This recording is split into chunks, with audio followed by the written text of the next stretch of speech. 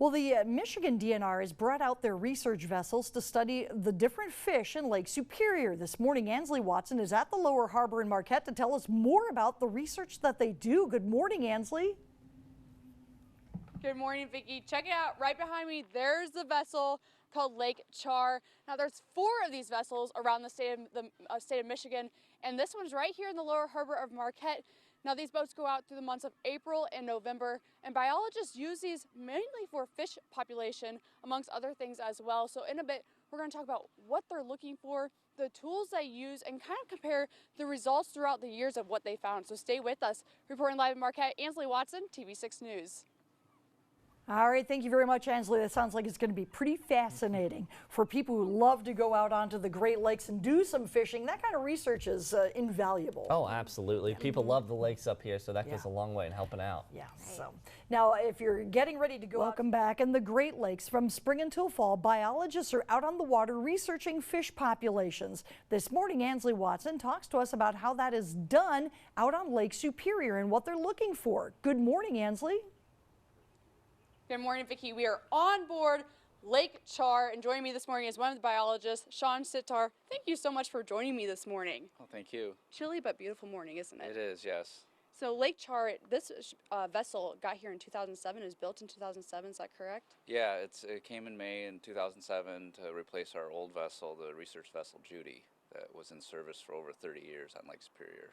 So depending on the weather is when you guys get to take these vessels out. Usually it's in the spring months though, right? Yeah, we usually have 2 surveys we conduct each year that run for about 2.5 months. And the first survey is in the spring, and as soon as ice is out, hopefully in late April, we get out on the lake and survey through June.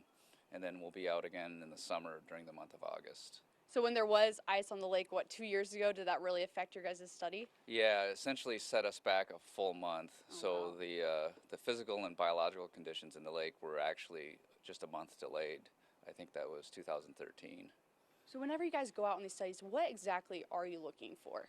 So the main purpose of this vessel is to conduct research and surveys to study the dominant fish in Lake Superior, which is the lake trout, but we also study the commercially important lake whitefish. And we essentially do what the Census Bureau does, is to study the demographics of these populations. So that information is used to give us an indication of its population health.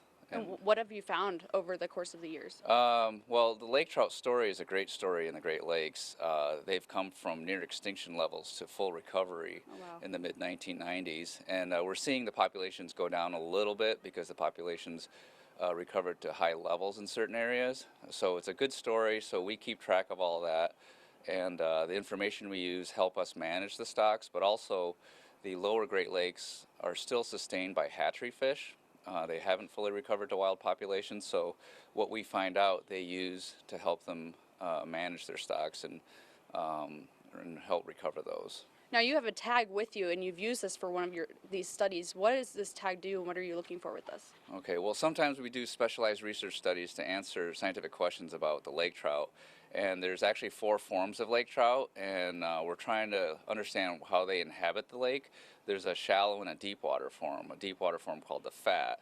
And so to understand where they live, other than netting, which is only certain points throughout the year, we put these archival tags, and these are called PSATs, or pop-up satellite archival tags.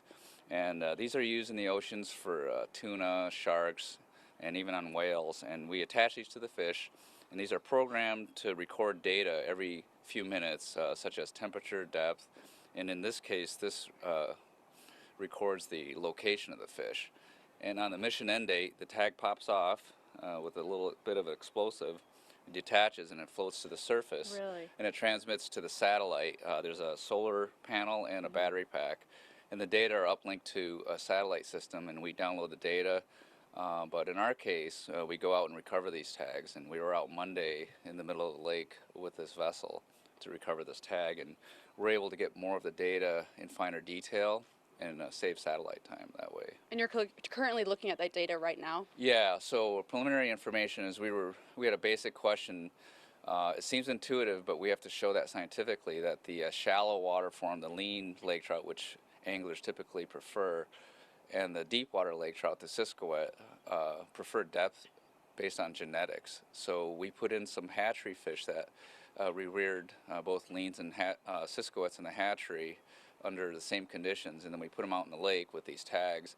And so if the deep water form goes in deep water and the shallow goes to shallow water, then it may provide some insights into the fact that it's genetically based. So we're finding that's true for these two forms. Well, thank you, Sean, so much for being with us this morning.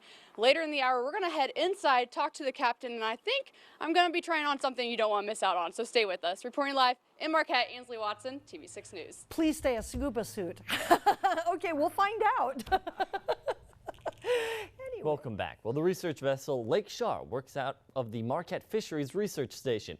The vessel works mostly on Lake Superior, and Ainsley Watson is there this morning to tell us a little bit more about what they have to offer. And Ainsley, we're all dying to see what you're going to try on for us.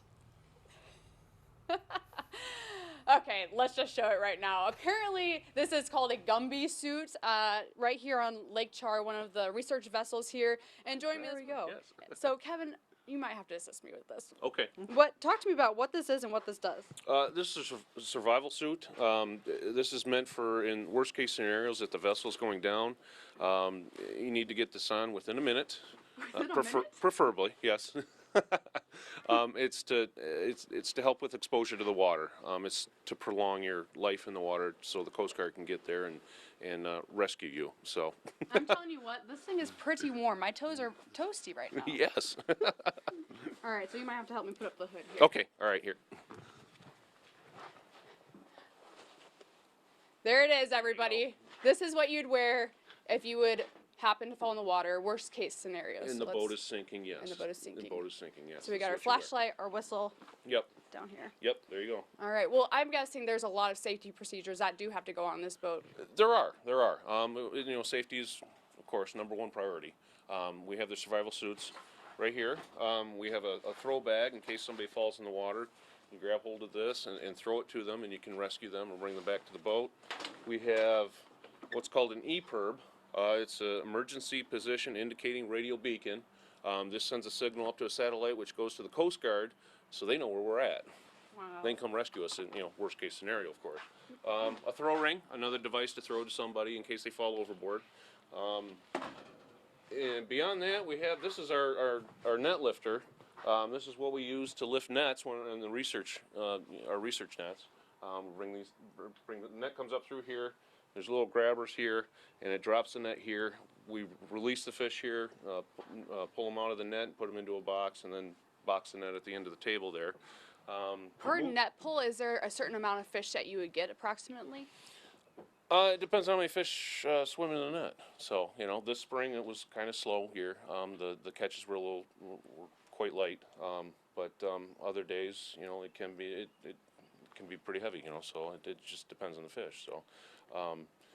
There's a picture of some of the fish. Yeah, I want to point out this picture right here. You said that you caught some of these fish at Isle Royal. Those were at Isle Royal. Yes, those fish were at Isle Royal. So, and every one of those fish in that picture over 20 pounds. Oh wow! So yeah, that was a lot of fish, a lot of mass on the boat for that day for sure. All right, so this is your office. You said this right in here. This is my office away from the office. Yes, right here.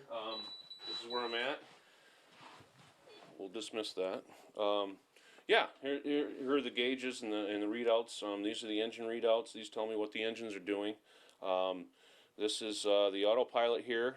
This tells me the direction we're going and position of the rudder. This is the wind. Tells me how fast the wind is blowing. Here we have the chart plotter. We also have our course over ground, speed over ground, depth, time, and if I had a waypoint punched in, this was telling me the direction to the waypoint. One of the waypoints we'll be going to in the summer is right here. These red dots on the screen on the chart plotter indicate the stations where we'll be setting nets. And I'll scroll out here, and you can see all the red dots on the screen. Those are our stations on Lake Superior. These stations right here are Standard Rock. And you can also see there are stations around Isle Royal. We go out there every 5 years or so, and we do research in the waters around Isle Royal. And you can see as far west as we go over here to Black River Harbor, and as far east we go over here to Grand Marais. How many stations are there? There are quite a few. There are quite a few, yes. Right offhand, 25, 30 stations across the Great Lakes or across Lake Superior for our summer survey work. And there's probably that many around Isle Royal as well. Okay, well, Kevin, thank you so much for being with us this morning. Interesting stuff here on Lake Char. You're welcome. Reporting live in Marquette, Ansley Watson, and we'll be back with more of your TV6 Morning News after the break.